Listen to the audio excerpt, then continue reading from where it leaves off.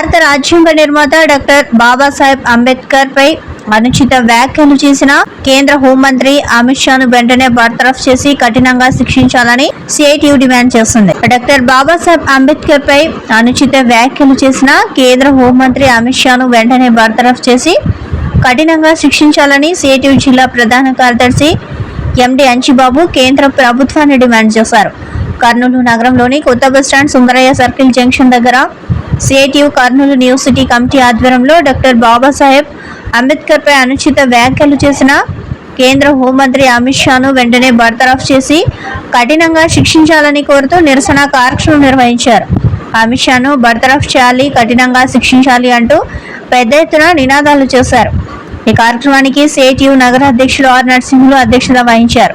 CITU Kurnool city ప్రధాన కార్యదర్శి ఎండి అంచిబాబు, CITU new city కార్యదర్శి సిహెచ్ సాయిబాబా, సిఐటియు నగర నాయకులు టి రాముడు కార్యక్రమానికి విచ్చేసి కార్మికులను ఉద్దేశించి మాట్లాడుతూ భారత రాజ్యాంగ నిర్మాత డాక్టర్ బాబాసాహెబ్ అంబేద్కర్ భారత రాజ్యాంగాన్ని రచించి దశ నిర్దేశాన్ని చూపిన మహనీయుడని, ప్రపంచ మేధావి, ప్రపంచంలోనే అత్యధిక డిగ్రీలు పొందిన విజ్ఞానవంతుడని ప్రపంచ దేశాలే బాబాసాహెబ్ అంబేద్కర్ను కొనియాడుతున్నాయని అన్నారు.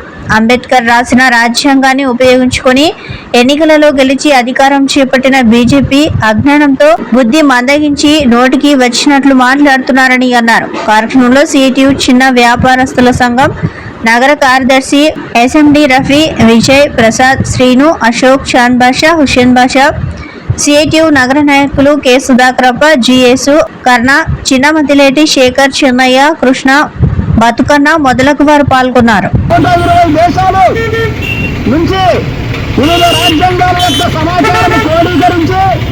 భారతదేశంలో ఉండేటువంటి వివిధ రకాల ప్రజలు, జాతులు, కులాలు, మతాలు ఐక్యంగా ఉండాలి అంటే ఏమేమి ఉండాలి రాజ్యాంగంలో అని చెప్పి భావించి ఆ రకంగా దాదాపు నెలల పాటు రాజ్యాంగాన్ని రాసినటువంటి చరిత్ర ఈరోజు అంబేద్కర్ గారికి ఉంది.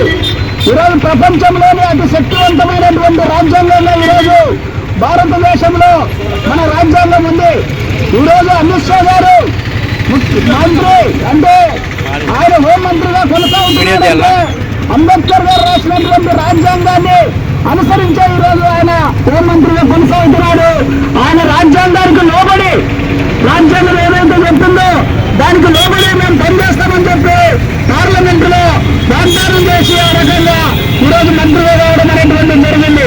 కాబట్టి ఏదైతే మనకు రాజ్యాంగం ఉన్నదో మన దేశానికి ఎంతో విలువైనటువంటి సమాచారాన్ని ఇచ్చి మనం ఐక్యంగా భారతదేశాన్ని ఐక్యంగా 2 సంవత్సరాల పాటు నిర్వహించడానికి కారణమైనటువంటి రాజ్యాంగం రాసినటువంటి అమిత్ షాను అవమానించడం